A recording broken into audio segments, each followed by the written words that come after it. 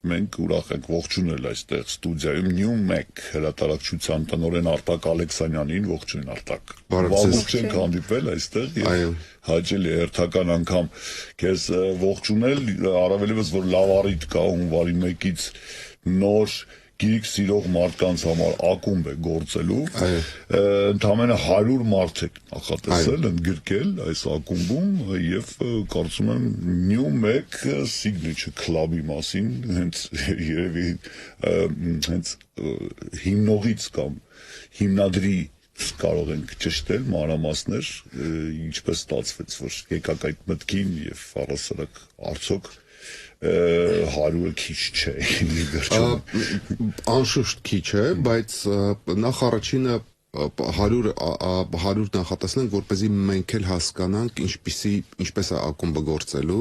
որպեսզի այդ առաջի 100-ին մատուցենք ծառայությունները ամբողջությամբ եւ որակով,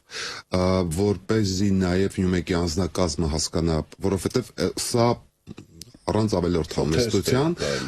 աննախադեպ է, այսինքն նախադեպը չունեցող ակումբ է, որովհետև ինքը ոչ թե կամավորության սկզբունքով եւ անվճար ակումբ է, այլ ինքը բավականաչափ վճարովի կոմպոնենտ ունի։ Հետևաբար մեր համար շատ կարեւոր է, որպեսզի հենց սկզբից մենք ճիշտ տոնայնությամբ եւ ճիշտ ծառայություններ մատուցելով շարունակենք, ընթացքում տարվա ընթացքում եւ գուցե հաջորդ տարի 2027-ի համար, եթե տեսնենք արդեն, որ եւ թիմն է սովորել, եւ ակումբականներն են սովորել, ծավալը կմեծացնենք, այսինքն փոքրից սկսենք, որպեսզի ուժերներս հերիքի, հետո արդեն կմեծացնենք, կմասշտաբայնացնենք։ Գաղափարը հետեւյալն էր, ամբողջ աշխարհում բոլոր հրատարակչությունները իրենց կից ունեն գրական ակումբներ։ Բայց եւ երկար ժամանակ մեզանից էին պահանջում բազմաթիվ ընթերցողներ, հատկապես հիմա, երբ որ մարդիկ ոչ միայն սիրում են գիրք կարդալ, այլև կարդացածը քննարկել։ Երբեմն նույնիսկ կան բաներ, որոնք դու ասում ես ես ճիշտ հասկացա, այս էր ասածը, թե ոչ։ Ճիշտ այնպես, ինչպես լավ ֆիլմեր դիտելուց, լավ ֆիլմից հետո դիտելը համաձայնվի այդքան էլ հարմար բան չէ։ Ուզում ես մեկի հետ կիսվես, օրինակ ասենք, ես նույն զգացողությունները ունեցա, երբ որ Ալֆոնսո Կուարոնի վերջի ֆիլմը նայեցի Դիկապրիոյի եւ Շոն Պենի մասնակցությամբ, որ դու տենց այնքան տպավորված ես, դու ուզում ես հասկանաս, դու տեսար այս տարվա լավագույն համաշխարհային գլուխգործոցը, թե այնուամենայնիվ այտենց ռեժիսորը փորձել էր ամեն ինչ անել, բայց չստացվեց։ Այս կա ներողություն, եթե թույլ կտաս, ես իմ կարծիքն ավելեմ, քանի խոսեցինք այդ ֆիլմի մասին, գիտես, սա այնպիսի տպավորություն է թողնում, հա, ֆիլմի դիտելուց հետո ինձ մոտ այդ զգացողությունը եղավ, որ այստեղ դերասանները ցույց են տալիս, որ մենք տեսեք ինչ կարող ենք անել։ Այսինքն բոլորը լավ են խաղում են հոյակապ, բայց սյուժետային այնտեղ ինչ-որ բաներ կան, որ ինչ-որ մի խոսքով ինչ-որ մի կոմպոնենտ կար, որը որ պակասում է։ Ես ունեմ դրա բացատրությունը ամբողջականացնելու համար։ Իհարկե սա չի վերաբերում ինչ-որ կլավին, բայց ես կարծում եմ Կուարոնը նկարել է մեծ կինո էպոս սերունդի մասին, առհամարելով եւ հաշվի չառնելով այն ուշադրության պակասը, որ մենք հիմա ունենք, մենք հիմա սովոր ենք վիզուալ ինֆորմացիան սպառել 50 րոպեում սերիալային տրամաբանությամբ։ Կուարոնը մեզ հիշեցրեց, որ կինոն պետք է լինի երկար, դու պետք է նայես համբերատար եւ նաեւ որ սյուժեն պետք է զարգանա ոչ միանգամից եւ չվերջանա 50-րդ րոպեին։ Ես երբ որ կինոթատրոնում նայում եմ, ես ունեի այդ դիսկոմֆորտի զգացումը, այդ որ երբ է ավարտվելու, հետո հասկացա, որ այնուամենայնիվ մենք բոլորը սովոր ենք այդ Netflix-ային 50 րոպեանոց էպիզոդիկ ուշադրության եւ հիմա անհարմար ենք զգում, որպես որ ավելի երկար պետք է նստենք, ավելի երկար պետք է ճանաչենք հերոսներին, ավելի դանդաղ պետք է սյուժեն զարգանա, որովհետեւ իմ մոտ կար այդ տպավորություն, որ ոնց որ չի ստացվել։ Դες փորձել է, բայց չի ստացվել։ Հա տղերքը լավ են խաղում, հատկապես Շոն Պենը, ես կարծում եմ, որ արժանի է Օսկարի տղամարդու լավագույն դերի համար, բայց միևնույն է։ Ես չգիտեմ, արդյոք այս ֆիլմը կաշխատի կոմերցիոն առումով թե ոչ, միևնույն է Netflix-ն է ֆինանսավորել, փողի խնդիր չունեն։ Բայց ես կարծում եմ, որ այս տեսակի ֆիլմերը մեր համար նաև որոշակի առումով այդ mind games են, մտքի խաղ են։ Այն իմաստով, որ հնարավորություն է տրված 3 ժամ մտածել հերոսների հետ, վայելել վիզուալ էսթետիկան եւ այդ սարերով սյուժետային այդ որ ասենք ճանապարհով գնում են եւ հետապնդում են իրար, այդ երկար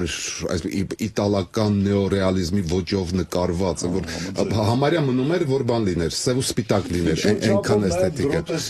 Այ բնականաբար։ Բայց երաժշտությունն էլ մի տեսակ միանշանակ չէր, չէ՞, ֆիլմի ընթացքում ինչով։ Չէ, բոլորը լավն են, բայց կատում ես կարծում եմ քիչ էլ այդ Տարանտինոից է շատ ներշնչված Ընդամենը մի ֆիլմի անուն եւ որքան տպավորություններ երկու անձի միջև, իսկ ինչպես եք պատկերացնում 100 հոգու քննարկումը գրքերի եւ նոր հրատարակումը։ Մոդերացիա անելու եք։ Ինչպես է դա լինելու, հենց 100 անդամը մեր ակումբը մի քիչ ուրիշ է, իր ոնց որ իր սկզբունքով, իր կառուցվածքով ուրիշ է։ Նախ առաջինը այն վճարովի է։ Այն արժի 100,000 դրամ տարեկան, որը որ ոչ միայն գրական ակումբ է ենթադրում, այլև որոշակի ծառայություններ են մարդիկ ստանալու։ Այսինքն դու վճարում ես տարվա համար 100,000 դրամ, դա որպեսզի մի քիչ ավելի պարզ լինի մոդելը, դա ամիսը 8,333 դրամ է։ Եվ ամեն ամիս այդ փաթեթի շրջանակում ստանալու ես 2 գիրք անվճար։ Մենք ուղարկելու ենք նախորդ ամսվա հրատարակած գրքերը, ասում ենք ահա մեր ցանկը, ընտրի 2 գիրք մենք կառաքենք։ Երկրորդը ակումբում լինելու են բազմաթիվ փակ դասախոսություններ եւ վարպետության դասեր։ Երկար ենք մտածել, թե հատկապես ինչ տեսակի դասախոսություններ։ Մենք չենք ուզում մեր ակումբականներին ինչ-որ մի բան սովորացնել։ C++, հաշվապահության հիմունքներ, ինչպես AI-ը ներդնել ձեր բիզնեսում, չէ։ Մեր մոտ լինելու է ավելի այսպես կոչված աշխարհիկ թեմաներ։ Օրինակի համար, ով էր Գաուդին եւ ինչպիսին է Բարսելոնան ըստ Գաուդիի, կամ ինչ է պրոկրեստինացիան եւ ինչ պետք է անել դրա համար։ Այս տեսակի թեմաներ, որոնք որ մարդկանց ավելի շատ ինտելեկտուալ ժամանց պետք է լինի, որտեղ մարդիկ իրենց հետ կտանեն ինչ-որ մի օգտակար բաներ։ Դա շատ լավ առաջարկ է, արձամաս ակադեմիա կա, այո, գիտեմ, հետևել եմ, ես բաժանորդագրված եմ, մշտական իմ ձեռքի տակ եղած նյութերն են եւ այդտեղ իսկապես շատ նման է լինելու։ Եվ նաեւ խոսել ենք Սինեմաստարի հետ, որ ժամանակ առ ժամանակ կունենանք փակ դիտումներ, ինչի համար, բայց կնայենք ոչ թե ընթացիկ ֆիլմերը, Marvel-ի ֆիլմերը, այլ ֆիլմեր, որոնք որ չենք տեսնել մեծ էկրանին, կուզենանք տեսնել մեծ էկրանին, ունեն կինոմատոգրաֆիական մեծ նշանակություն եւ հրավիրելու ենք նաեւ կինոգետներին, որպեսզի իրենց հետ քննարկենք այդ ֆիլմը։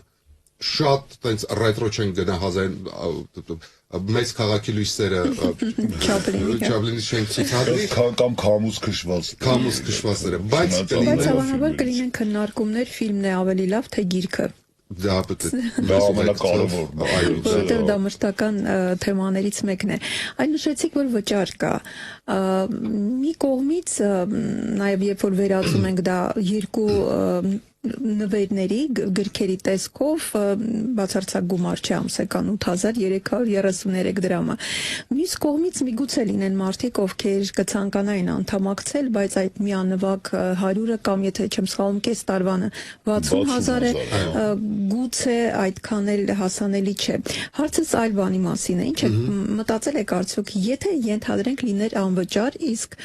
վճարը պետք է, որովհետև իմ ծանոթներից մեկը այսպես բուժումներով է զբաղվում եւ մի անգամ հարցրեցի, թե պարտադիր է վճարը, ասում այո, էներգիաների փոխանակում է։ Ես եմ ինչ-որ բան տալիս եւ գումարի կամ փողի տեսքով էներգիան պետք է հետ գա։ Սա մի կողմ։ Ամեն դեպքում, եթե դա լիներ անվճար, ինչ եք մտածում 100-ից ավել ցանկացողներ կլինեին, որպես ընթերցասերներ եւ կան 100-ից ավելի ցանկացողներ։ Ես կարծում եմ, նայեք, ես իմ կյանքում 2 վարպետության դասընթաց եմ անցկացրել լրագրության վերաբերյալ, մեկը վճարովի, մյուսը անվճար։ Լրիվ տարբեր մոտիվացիաներ են։ Իսկ հիմնական տարբերությունը։ Ասեմ հիմնական տարբերությունը։ Նրանք, ովքեր վճարում են, շատ հստակ գիտեն ինչի համար են գալիս։ Նրանք ովքեր գալիս են անվճարին ուղղակի մասնագիտական հետաքրքրությունից դրդված ուզում են գան տեսնեն դու իրանցով ինչով օգտակար կլնես։ Ռուսերեն ասած ավոս։ Այսինքն մեծ մասամբ չվճարողները գալիս են մի բան ոչ թե սովորելու, այլ տեսնեն թե ելով կա այնտեղ, չէ՞։ Հա, գուցե հետաքրքրի, հələ տեսնենք, հա որ, տենց հետո տենց բան կա, գիտեք, բանի մոտիվացիայի պակաս կա։ Ես կարծում եմ, ներողություն, որ ընդհատում եմ, այնուամենայնիվ հասկանում եմ, որ պրոյեկտը արդեն ձևավորվել է, արդեն ամբողջական, այսպես նույնիսկ ժամանակացույց ունեք, հավանաբար հանդիպումների վայրն եք որոշել եւ այլն, բայց առաջին 3 ամիսը։ Չէ, գոնե մեկ հանդիպում, օրինակ առաջինը, պիլոտային որպես դեմո, ցուցադրական, կարելի է բաց անել, Այսինքն հրավիրել մեծ սրահ մարդկանց, ովքեր առհասարակ սիրում են գիրք, սիրում են կարդալ, ընթերցասեր են, ներկայացնել հենց տեղում մոտավորապես հնարավորություն տալ, որպեսզի մարդիկ հասկանային, ինչ մտածողությամբ կամ ինչ պատկերացումներով օժտված կամ մտահոգված մարդիկ են։ Ջան, վերջին 7 տարում մենք դա արել ենք։ Ավելին, մենք հիմա ունենք տարվա մեջ 3 խոշոր փառատոն, որոնք որ ամբողջությամբ բաց են բոլորի համար։ Ձմեռային փառատոնը, որը փետրվարին է լինելու, հունիսին գինի, ջազ եւ գիրք, ամառային փառատոնը, բոլորովին վերջերս եղավ ֆրանկոֆեստը։ Այսինքն այնպես չէ, որ Նյումեգը ստեղծում է էլիտարիստական ակումբ, որտեղ ով վճարունակ չի կարող գալ։ Մեգը այնուամենայնիվ բաց է բոլորի համար եւ բաց է իր լավագույն պրոդուկտները, հեղինակներին, գրքերը եւ միջոցառումները, վայրերը միևնույն է անում է ամբողջությամբ անվճար,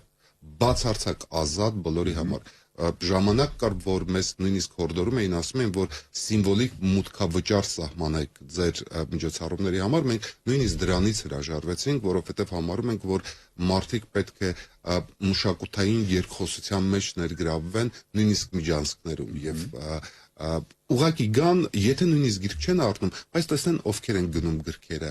լսեն ուղղակի հեղինակներին, տեսնեն թե ինչպիսի մթնոլորտ է տերում, գուցե ոչ այս անգամ, գուցե ոչ այս ամիս, գուցե ոչ այս տարի, բայց ինչ որ մի օր, ինչ որ մի տեղից սկսեն գիրք կարդալ։ Ես կուզենայի հետաքրքրվել օրինակ ինչ սկզբունքով եք ընտրում այս կամ այն գիրքը, որը գնում է թարգմանության եւ հրատարակվելու։ Որովհետև իմ ընտանիքի օրինակը բերեմ, մայրս ինձ գեղարվեստական գրականությանն էր հագեցնում, հայրս ասում էր տղաս օգտակար գրքեր կարդա, շատ տարբեր էին մոտեցումը, մայրիկս ասում էր օրինակ կարդա Գի դե Մոպասան, օրինակ չգիտեմ կարդա Դոստոևսկի, որպեսզի այդ հուզական էլեմենտը արկա լինի ընթերցանության ժամանակ ինչ որ ապրումներ ունենաս, երևակայությունը զարգացնես, հայրս ասում էր, եթե կարդում ես ինֆորմացիա ես վերցնում ես, պայստավորում ես հիշողությանը դարակներում, օգտակար ինֆորմացիա վերցրու։ Այ երկու մոտեցում արդյունքում մի քիչ այնտեղից էլ վերցրեցինք, մի քիչ Ես կարծում եմ, որ ձեր երկու ծնողներն էլ միանգամայն իրավացի էին եւ ճիշտ են վարվել։ Բայց հիմա օրինակ, երբ որ օրինակ պատկերացրեք, հավաքվում եք հավանաբար աշխատանքային թիմ կա, ինչպես եք որոշում օրինակ որ սա ենք հրատարակում։ Ну իհարկե հիմա արդեն մի քիչ ես կարող եմ ասել թե սկզբում ինչպես էինք որոշում, երբ որ գրքերի առաջարկների պակաս կար կամ մեր մասին դեռ շատ չգիտեին, մենք ինքներս էինք այսպես կոչված սամի պասիբը։ Սկզբունքը հետեւյալն էր, ինչ կուզենայինք մենք կարդայինք հայերը։ Հասկացա։ Շատ պարզ։ Ու դրանից ձևավորվեց մեր սկզբունքը։ Եկեք չտպենք այն գրքերը, որոնց կողքով մենք ինքներս անտարբեր կանցնենք։ Մի պարզ պատճառով մենք չունենք գրախանութ, մենք չունենք տպարան։ Հետևաբար ցանկացած գրքի վաճառք, ցանկացած գիրք, որը տպագրվում է Նյումեգում, պետք է իրացվի։ Հետևաբար, եթե գիրքը վատն է, մենք ուղղակի չենք տպում, բայց անշուշտ դա առաջի տարիներին էր։ Հիմա արդեն մենք տպում ենք տարին 50-ից ավելի գիրք։ Հիմա հաջորդ տարի մենք դրեցինք, պլանավորեցինք նրանք, որոնք որ պետք է տպենք պայմանագիր ունենք, հովանավորներ ունենք, դրամաշներ ունենք, մոտ 75 գիրք է։ Տարին 75 գիրքը ծավալը շատ մեծ է։ Սկզբունքը հետևյալն է, քանի որ Նյումեգը արդեն ընդհանուր հետաքրքրություն է սպասարկող հրատարակչություն, այսինքն բոլոր ժանրերը կան, ապա մենք սովորաբար միշտ տպում ենք գրքեր բիզնես գրականություն, որը պահանջված է, անձնական աճի, մոտիվացիոն եւ հոգեբանական գրականություն, գեղարվեստական գրականություն եւ մանկական գրականություն։ Գեղարվեստականում կան գրքեր, որոնք թրիլերներ են, որոնք շատ պոպուլյար են, դետեկտիվ ժանրը միշտ է պոպուլյար եղել։ Եվ մենք փորձում ենք գոնե տարվա մեջ տպել եվրոպական եւ ամերիկյան բեսելերներ, Պուլիցեր եւ Բուկեր ստացած գեղարվեստական գործեր, որոնք որ արժե կարդալ հայերեն, որովհետեւ դրանք գրական մեծ իրադարձություններ են։ Հիմա օրինակ մենք տպելու ենք բուլղարացի գրող Գեորգի Գոսպոդինովի այն գիրքը, այն վեպը, Time Shelter-ը, որը որ ժամանակի ապաստարանը, որը որ ստացել է անգլիական Բուկեր մրցանակ։ Վերջապես տպելու ենք Դոննա Տարտի ոսկե կատարը, որը ստացել է Պուլիցեր, որը բայց նաև այդ գրքերը պահանջում են ժամանակ, որպեսզի դա թարգմանվի, որպեսզի դա սրբագրվի, խմբագրվի, նույն ոսկե կատարը գիտեք 1000-ից ավելի էջ է։ Մենք այս տարի տպեցինք մեր կարծիքով ամենակարևոր գրքերից մեկը Ջոնաթան Ֆրանզենի Խաչմերուկները։ Ֆրանզենը ամերիկյան արձակի երևի հայտնի եւ այսպես կոչված գրական գրողն է, այդ խաչմերուկները 1950-ական թվականների ամերիկյան ընտանիքի մասին են,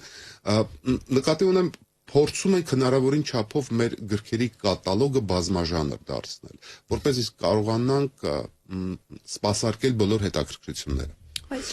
ժամանակահատվածում եղել է, որ սխալված լինեք ձեր հաշվարկներում, ինչ որ գիրք այդպես էլ հետաքրքրություն չառաջացրեց։ Այո։ Հետո վերլուծել եք հավանաբար, չէ՞։ Այո։ Բաց թողումը։ Եվ որն էր պատճառը հաշվարկների։ Ես կարող եմ ասել գիրքը, մենք շատ երկար ժամանակ բանակցում էինք,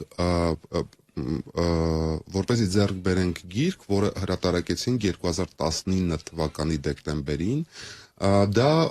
ամերիկացի գրողի գիրք էր, բժշկի գիրք էր, որը կոչվում էր Մահաբեր ընտրություն։ Եվ գիրքը այն մասին էր, թե ինչու պատվաստանյութերից հրաժարվելը կարա բերի ավելի մեծ խնդիրների, անտիվաքսերների մասին գիրք էր, բայց ինքը ինչ էր արել, նախ մոտապես 10-ից ավելի մրցանակ ստացած գիրք էր։ Երկրորդը ինքը արել էր բացառիկ լրագրողական եւ մասնագիտական հետաքննություն։ Փաստորեն դա COVID-ից առաջ էր։ COVID-ից առաջ մենք տպեցինք գիրք եւ մենք վստահ ու երբ որ COVID-ը եղավ, այն որ մենք վստահ ենք, որ հիմա բոլորը այս գիրքը կառնեն։ Հաստոցները նորից պիտի միացնենք եւ օր ու գիշերը աշխատեն։ Որում մենք զանգում ենք բժշկական հաստատություններ եւ ասում ենք, այս այն գիրքն է, որ ձեր բժիշկները պետք է կարդան, որտեղ այնտեղ հենց այն հարցերի պատասխաններն էր, որոնց մասին ամբողջ ինտերնետը հեղեղված էր, որ վակցինացիայից աուտիզմ է առաջանում, որ վակցինացիայից մարդկանց մոտ ուղեղի դանդաղում է սկսում, Պարկինսոն, եւ այդ մարդը հետաքննել էր բոլոր այդ հանգամանքները։ Ավելին ասեմ, գրքում, երբ որ դու կարդում ես, կա մի էպիզոդ, որտեղ որ նկարագրում է, թե ինչպես ամերիկյան դեղագործական բիզնեսը համարյա սնանկանում էր եւ Չիկագոյի համալսարանական հիվանդանոցի 45-ամյա մի բժիշկ կարողացավ ապացուցել այդ որ գոյություն ունի կոռելյացիա մանկական մահացության եւ վակցինացիայի։ Եվ մենք ասում ենք, եւ այդ բժիշկը ցեղասպանությունից փրկված ընտանիքի հայազգի այսինչ մարդն է, որը հիմա համարվում է Ամերիկայի առաջի 10 գիտնականներից մեկը, որ առաջիկայում ամենայն հավանականությամբ կստանա Նոբելյան մրցանակ առողջապահության ոլորտում։ Ու մենք վստահ ենք, որ այս գիրքը բոլորը կառնեն։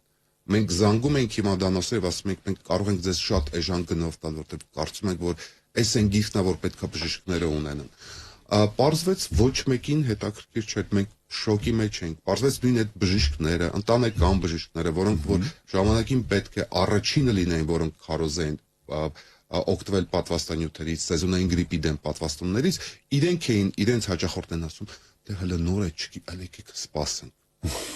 Եկեք ես այս կեղծ տեղեկանք տամ, բայց ամբողջ խնդիրը հետևյալն է, ոչ թե որ բժշկական համայնքը չի կարծում, բայց հանուն արդարության արի ընդունենք, որ շատ սև ժամկետներում ընդ որում պիտի ասեմ, որ սա լավ վառ օրինակ էր, ինչպես բժշկագիտության առաջատար մասնագետների կոնսոլիդացիա տեղի ունեցավ ամբողջ աշխարհում եւ բառացիորեն ծնկի վրա ստեղծեցին RNK այդ վակցինան պատվաստանյութը, որը որ էլի նույնիսկ եմ ասում, այնքան սև ժամկետներում էր առանց փորձարկումների փուլերի ամբողջական, իսկ չկար այդ ժամանակը ուղղակի, որովհետև այս փորձեցին, այն փորձեցին, ոչ մի մարդկանց վրա եղավ, կարելի ասել։ Փորձարկումը եղավ, փաստացի են մոդիֆիկացրին արի ընդունի, որ ինչ որտեղ այդ մտավախությունները, որոնք որ ստացում էին կամ ունեին, ասենք բժիշկները, հա, որոնք որ այսպես թե այնպես օրվա ընթացքում տասնյակ հարյուրավոր հիվանդների հետ էի շփվում, նրանք էլ խղճից դրդված կամ այդ ինֆորմացիայի պակասի պայմաններում էին նման որոշումներ։ Չեմ կարծում, որ ինչ որ դավադրության տեսակ։ Չէ, հարցը դա չէ, գիտես, ուղղակի շատ ցավալի էր տեսնել, որ իսկ մենք կոնկրետ այդ գրքի վրա շատ էինք աշխատել, որպեսզի պատկերացնեք, մենք վստահ ենք, որ այս գիրքը բոլորը կարդալու են, եւ դրա համար մենք նույնիսկ թարգմանել էինք բոլոր ծանոթագրությունները։ Բոլոր հղումները հստակ դրել ենք, ընդ որում ծանոթագրությունները թարգմանելուց նույնիսկ բան ենք արել, ընդգծել էինք, ձևավորել էինք bold, italic, то есть ամեն ինչ արել ենք, իսկ ծանոթագրությունները մոտ 2000 հատ էին, որպեսզի պատկերացնենք։ Այսինքն մենք ամեն ինչ արել ենք, որտեղ վստահ ենք, որ սա կլինի բոլոր բժիշկների եւ սեղանի գիրքը։ Բայց բացատրությունը գտակ ինչու՞մ։ Ես չհասկացա ինչու, որով բժիշկները չեն կարդում։ Գուցե սովոր չեն հայերեն կարդալու, բայց այդ այն գիրքն է, որ ես միշտ ցավով եմ խոսում։ Իհարկե ժամանակի ընթացքում դանդաղ բայց վաճառվեց, բայց միևնույնն է շատ ցավալի էր տեսնել, որ հատկապես այն ժամանակներում, երբ որ դրա կարիքը կար եւ մենք այդպես շատ պատահաբար այդ նյարդի վրա էինք, գիրքը այնուամենայնիվ չվաճառվեց։ Մենք այս հարցը ուղղում ենք բոլոր նրանց, ովքեր կապ ունեն հրատարակչության հետ։ Վիրտուալ, այսինքն էլեկտրոնային տարբերակը գրքի եւ իրական գիրքը դուք որպես հրատարակիչ ինչպես եք գնահատում հետաքրքրությունը ընթերցողների։ Հավասարաչափ, ես չեմ կարծում, որ կա տարբերություն, ես նույն չափ հավասարաչափ վերաբերում եմ նաեւ աուդիո գրքերին։ Հետեւաբար կարևոր չէ թե կոնտենտը ոնց է սպառում Kindle-ի վրա, թղթային տարբերակով, թե Spotify-ում լսելով։ Կարևորը որ սպառած։ Կարևորը որ լսես։ Աուդիո տարբերակը։ Հիմա մենք մեր հավելվածն ենք պատրաստում, որովհետև ցավոք սրտի Հայաստանում առայժմ միասնական որևէ տեղ չկա, որը որ ապահով կլինի, որպեսզի դնես այդ գրքերը։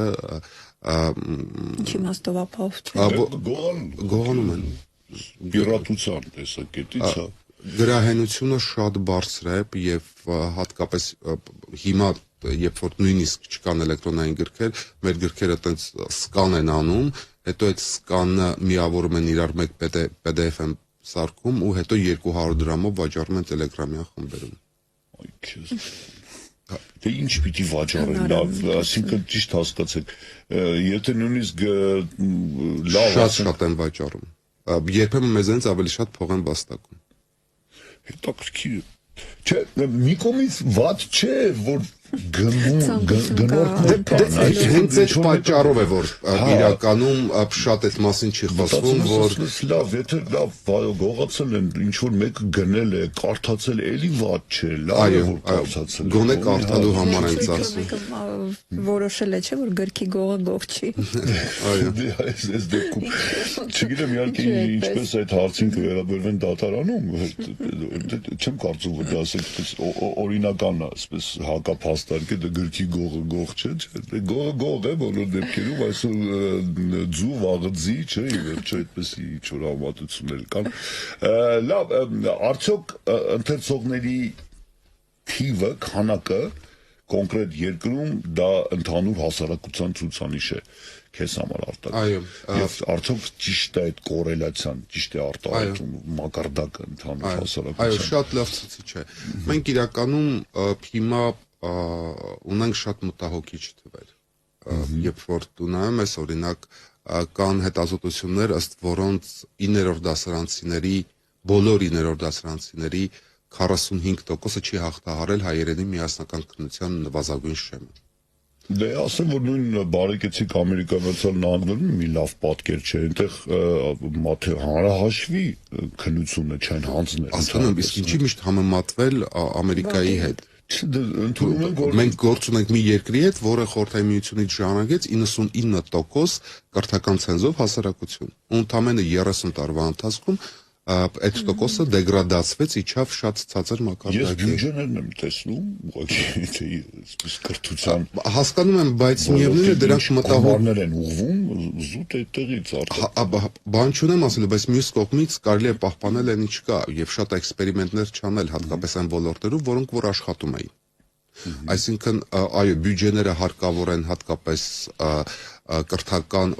ենթակառուցվածքները նորոգելու եւ նաեւ մարդկային ռեսուրսը կառավարելու համար, բայց սկզբունքների, դասագրքերի եւ մեթոդների հարցում այդքան փողի հետ կապված չի, որքան փորձառության եւ պրոֆեսիոնալիզմի։ Լավ, վերադառնանք ակումբին, եթե դեմ չեք, ամփոփելու համար մեր այսօրվա հանդիպումը ի վերջո նվիրված էր նորամուծությանը, այն ամենին, ինչը ծրագրել եք սկսելու, արդեն փաստորեն այս տարվա վերջում, հունվարի 1-ից սկսվում է հաշվարկը։ Հիմիկվանից սկսում եք հավաքագրել այդ 100 գրքի սիրահարներին։ Դե հավաքագրելը մի տեսակ նկատում եմ գրանցել, լավ այդպես։ Այո, գրանցումը բաց է մինչև դեկտեմբերի 31-ը։ Ինչ սկզբունքով մտնում եք կետը, երբ որ մտնում ես, այնտեղ կա Signature Club-ի տեղը։ Դու մտնում ես Edge, սկզբից Edge-ում նկարագրվում է թե ինչ ես դու ստանալու դրա համար, որից հետո արդեն սխում ես միանալ ակումբին, արդեն գալիս է Edge-ը, որտեղ պետք է լրացնես քո տվյալները եւ վճարես ակումբի միանալու համար։ Շատ ուրախ ենք, որ շատ ակտիվ տեմպով անդամագրվում են։ Մեր համար էլ է նոր գաղտնիք չէ, մենք արդեն այս պահին կսկսենք բաժանել այդ ակումբական քարտերը եւ նվերները, ամեն ինչը, որ հունվարի 1-ից նրանց համար արդեն ովքեր որ միացել են, եւ արդեն կհայտարարենք առաջիկա 3 ամիսների այսպես կոչված ծրագիրը։ Այս ընթացքում իհարկե ուրիշ բաներ են կարել, առաջի անգամ մեկը ունի իր այսպես կոչված փոքրիկ գրախանութը, գրախանութը շատ մեծ է ասված, G-Space-ում ունենք անկյուն, որտեղ մեր գրքերը ներկայացված են, կարող եք գնել, կոչվում է Book Salon, այսպես կոչված, այո, դա նախ սրճարանի մեջ է, շատ հարմար է, հետո տեղանքն է հարմար, եւ որտեղ ակումբականները կարող են գալ եւ ամեն ամիս վերցնել իրենց գրքերը, կարող են նաեւ ցանկացածը գալ, թերթել, նայել մեր հրատարակությունները, մենք ինքներս անկեղծ ասած, երբ որ այդ սալոնը կահավորում էին գրքերով, то есть դասավորում էին գրքերը, մենք ինքներս չէինք պատկերացնում, թե ինչքան շատ գիրք ենք տպել։ Հետո երբ որ առաջի տեղն էր, որտեղ որ մեկը պետք է ներկայացված լիներ, որոշեցինք, որ բոլոր գրքերից գոնե ներկայացնենք։ Ու հետո պարզեց տեղ չկա։ Հետո պարզեց, որ որոշ գրքերից նույնիսկ չեք էլ պահպանել, չէ՞ օրինակ։ Այո, այդ վերահրատարակությունների հարցը առանձին խնդիր է։ Եվ նույնիսկ վերահրատարակ, то есть սպառված գրքերով հանդերձ ինքը այդպես բավականաչափ բան տեղ դարձավ, շատ այտենց վիզուալ առումով ոնց որ մեր անձնագիրը լինի, թե ինչ են կարել այս ընթացքում։ Եվ իհարկե տարվա ընթացքում կլինեն միջոցառումներ, որոնք որ հասանելի կլինեն միայն ակումբականների համար։ Մենք ինչու ենք այսքան շատ շեշտում այս ակումբականությունը, որովհետև համարում ենք, որ այստեղ խնդիրը փողը չի։ Այստեղ խնդիրը է, որ խնդիրն այն է, որ մենք ուզում ենք մեզ միանան մարդիկ, որոնք ունեն մոտիվացիա, եւ որոնք հետաքրքիր են մեզ, մենք հետաքրքիր են իրենց։ Այդ հանդիպումներին թոքուս։ Եվ օրինակ ասենք, պես փոքր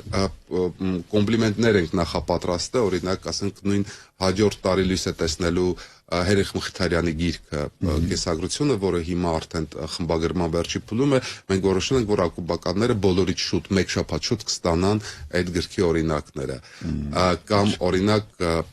հաջորդ տարի մենք կունենանք մոտ 7-ից 10 միջազգային հեղինակներ, արտասահմանցի հեղինակներ, որոնք գալու են Հայաստան եւ ակումբականների համար կլինի առանձին փակ ճաշ կամ սուրճ եւ թեյ, որոնք հնարավորություն կունենան զրուցելու հեղինակի հետ, հարցեր տալու, լուսանկարվելու, ինքնագիր խնդրելու եւ մնացած։ Այսինքն իսկ հանդիպման վայրը փոխվելու է, թե այո, փոխվելու է, որովհետեւ եթե օրինակ դա վարպետության դասը կամ դասախոսություն, որտեղ էկրանը պետք լինելու, այլ սրահ է լինելու։ Եթե դա գրքի ակումբ է, քննարկում է, մենք պայմանավորվել ենք, որ կլինի G-Space-ում, որովհետեւ տեղը հարմար է։ Հետո ինչն է շատ կարևոր, որ մենք նաև մեր օրացույցը կազմելիս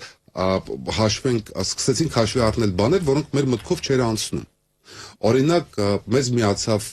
մեկ երիտասարդ աղջիկ Մասիսից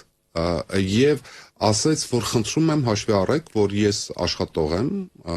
մայր եմ, բայց ես գալու եմ ակումբի հավաքներին, բայց որպեսզի ես կարողանամ մասնակցել, ակումբի հավաքները պետք է լինեն շաբաթ օրը ցերեկային ժամերին։ Ինչպես չընդառաջես, հետեւաբար մենք շատ արագ էլի նորից փոխեցինք, այնպես պլանավորեցինք, բայց գլոբալ առումով ես կարծում եմ, որ ակումբականների համար բոլոր միջոցառումների մասնակցելը ամենևին պարտադիր չի, եւ հետո ամեն մեկ ունի իր հետաքրքրությունները, եւ ամսվա մեջ կլինեն միջոցառումներ, որոնք ձեզ հետաքրքիր կլինեն, մի մասը ձեզ հետաքրքիր կլինի, այսինքն ըստ նախասիրության ու ճաշակի։ Բայց բոլոր դեպքերում ուղղակի մի փոքրիկ այսպես ճշտում կամ արդյոք մտածում եք, որ այդ 100-ը կլինեն մարդիկ, ովքեր անվիճելի, ընթերցասերեն, վճարունակ են, իսկ ինչ անել, որ ներգրավել մարդկանց, ովքեր մի փոքր անտարբեր են կամ ընդհանրապես անտարբեր են, այդ շրջանակներից մարդկանց մեջ հետաքրքրություն եւ սեր սերմանել ընթերցանության հանդեպ, որտեղ այս մարդիկ արդեն նայեք, դրա համար մենք ինչ ենք անում, մենք դրա համար փետրվարի 7-ին կազմակերպելու ենք Նյումեգի ձմեռային փառատոնը, որը բաղկացած է լինելու ոչ միայն գրքերի շնորհանդեսներից, այլև սիրելի էստրադայի սիրելի երգիչներից, մոնո ներկայացումներից, ներքևում լինելու է կտավների ցուցադրություն, լինելու են բազմաթիվ նվերներ, այսինքն նրանք, ովքեր որ նույնիսկ չեն սիրում գրքերը, երբեք չեն լսել Նյումեգի մասին, չեն էլ ուզում լսել Նյումեգի մասին, միայն նրա համար, որ գան երգիչների հետ սելֆի անեն, լսեն երաժշտություն, սուրճ խմեն, մի քիչ ֆրֆրան ու դա կլինի դվինի երաժշտական սրահում, դրա համար գուցե գան։ Այսինքն մենք նրանց մենք չենք խորշում, չենք ժխտում, այլ ճիշտ հակառակը, մենք գիտենք, որ մարդկանց մեծ մասը չի կարդում։ Մենք գիտենք, որ երիտասարդության մեծ մասը չի կարդում։ Դրա համար մենք ոչ թե բողոքում ենք, այլ ըստ երիտասարդության նախասիրությունների ստեղծում ենք մեծ մասշտաբային միջոցառումներ, որոնք իրենք ականջի պոչով կլսեն, գրքերի կողքով կանցնեն։ Այո, եւ դուք միանգամայն իրավացիք, իրենք են մեր թիրախը։ Այն մարդիկ, ովքեր չեն կարդում, բայց հնարավոր է ուզենան կարդալ։ Հետո գրքի մագիա կա, բացեցիր մի տեսակ կարող է քաշել։ Ուղղակի մի բան կա, որ մենք տոնայնության խնդիր է։ Տոնայնության խնդիր է։ Այն 90-ականներին կար գովաստ, չէ, ասում էր կուպի կերպիչ, а то дам по голове։ Դες մենք դες շատ ագրեսիվ չենք, հատկապես երիտասարդության հետ, այդպես չես կարող խոսել։ Մենք փորձում ենք հնարավորին չափով դες շատ մեղմ լինել եւ ասել ստեղ ոնց որ հետաքրքիր մարդիկ կան, հետաքրքիր եթե ուզում ես արի։ Իսկ գուցե մի հատ թերթես այդ գիրքը։ Այլի ծխելուն չենք հակեցնում կամ վեյփերին կամ էլ գազավորված քաղցր ըմպելիքներին, հա, այս գրքին է։ Որովհետև մենք ասում ենք ընթերցանությունը աշխարհում ամենաանվտանգ ժամանցն է, որը անելուց հետո քո առողջությանը ոչ մի վնաս չի լինի։ Հա, այսինքն դժվար է միաժամանակ գիրք կարդալ եւ ինչ-որ հիմարություններով զբաղվել։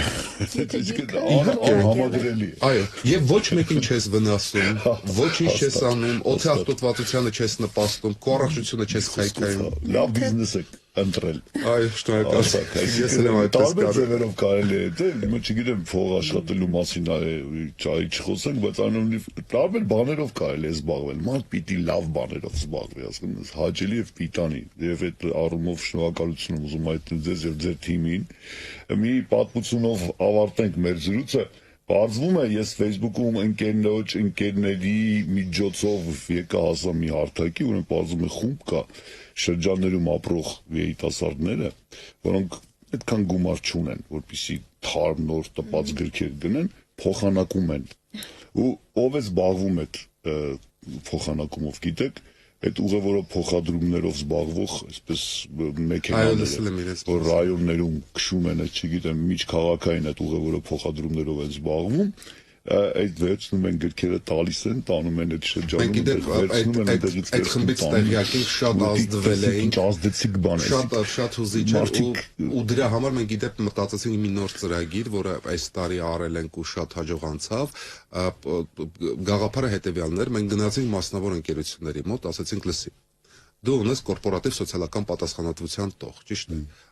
եւ դու ուզում ես օգնել ինչ-որ մեկին։ Այս գումարի շրջանակում դու կարող ես համայնքային մեկ գրադարանի նվիրել 500 օրինակ գիրք, մենք դա կփաթեթավորենք, կբրենդավորենք, քո անունը բոլոր գրքերում կհիշատակենք, դա ռիլ կնկարենք։ Մեծ նկարը ամեն ինչ կանշտակացում կանենք, բայց